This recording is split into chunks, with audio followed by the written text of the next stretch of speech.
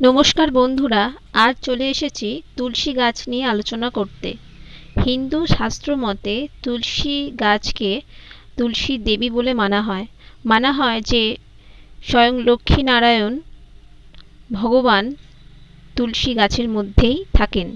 তাই তুলসী গাছ প্রতিটি হিন্দুদের ঘরে আমরা দেখতে পাই। এই তুলসী গাছের অনেক ভেষজ গুণাগুণ আছে আর অনেক রোগ নিরাময়ও করে এবং ঘরে থাকা ভীষণ ভালো বাস্তুমতে।